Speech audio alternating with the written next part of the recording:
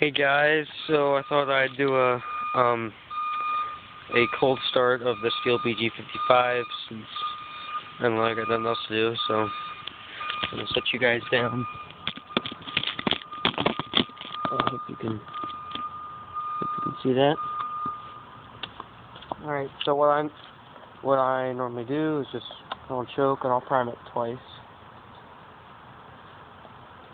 And then what I'm going to do different this time, when I turn it on too, I'm going to lock the throttle and see if that makes a difference in how it starts.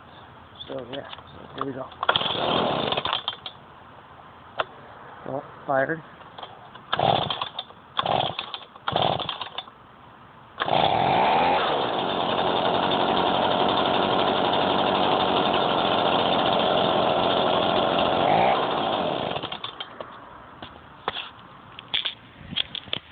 So yeah, so thanks guys for watching, we'll see ya. Bye.